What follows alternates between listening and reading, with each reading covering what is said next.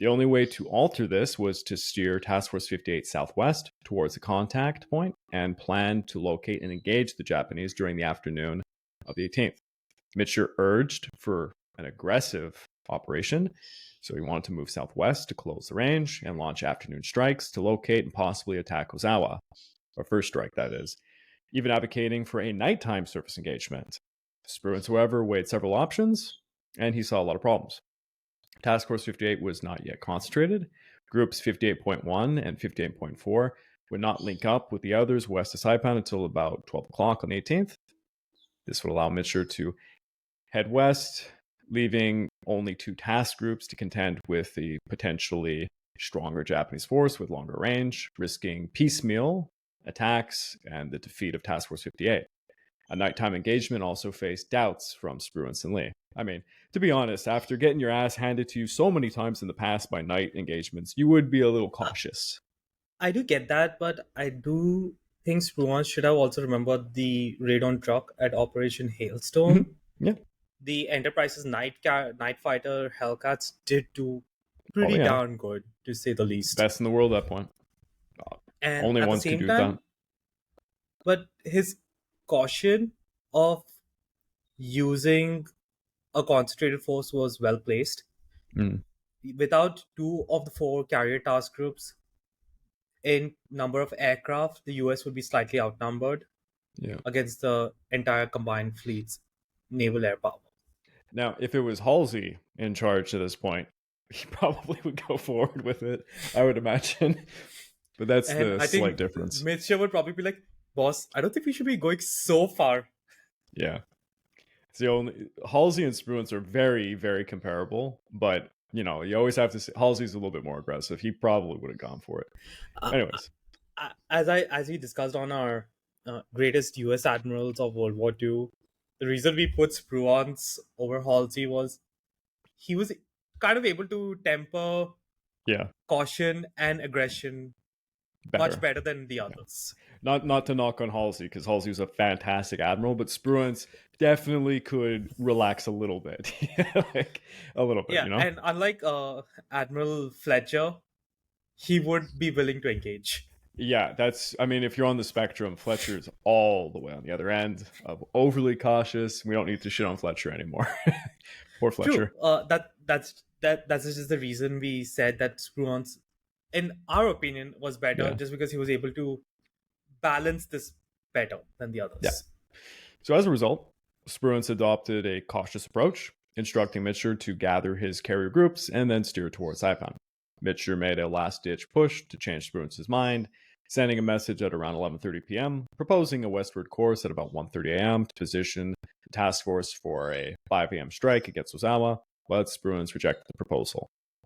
So on the 19th, the decision was finally cast. The battle would be defensive, focused on safeguarding the invasion force rather than destroying the Japanese fleet, which would prove to be a very intelligent move, as we will find out.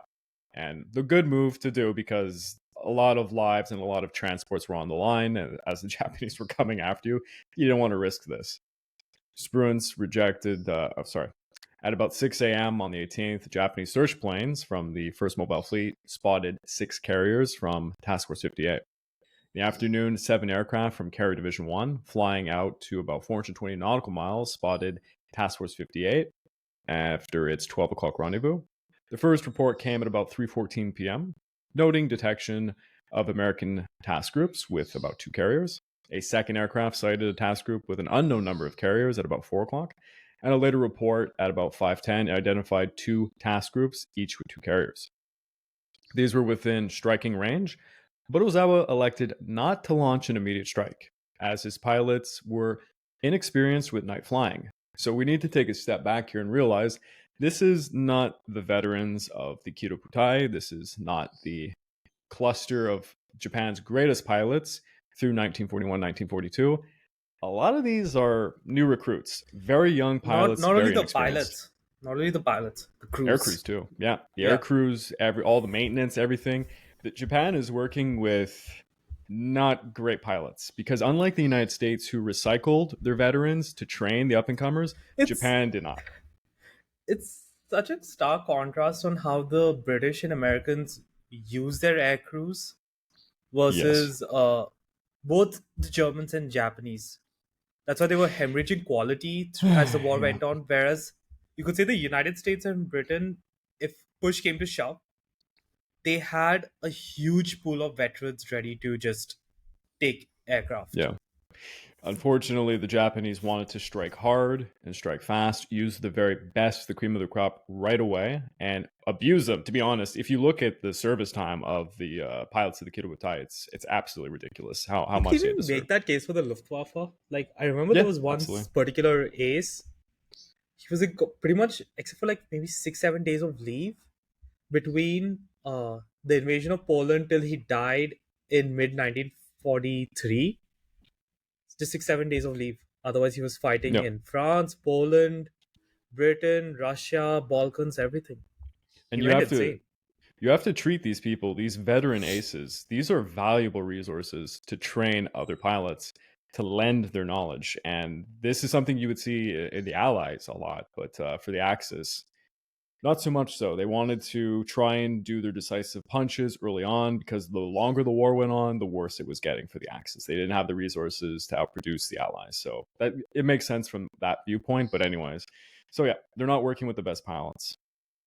Rear Admiral Obayashi Seo of the 3rd Carrier Division nevertheless ordered a 67 aircraft sortie from the Zoyo, Chizoze, and Chiyoda in the hopes of a surprise attack. When he learned of Ozawa's decision, he reluctantly had to call off the strike. Ozawa correctly assessed that the enemy would hold position near Saipan, allowing him to maintain a distance. He shifted southwest to keep range, while Kurita's vanguard force moved east and forces of A and B shifted south. At about 3 o'clock on the 19th, all three forces turned northeast and then increased their speed to about 20 knots. Ozawa executed his plan, positioning to strike the Americans the very next morning.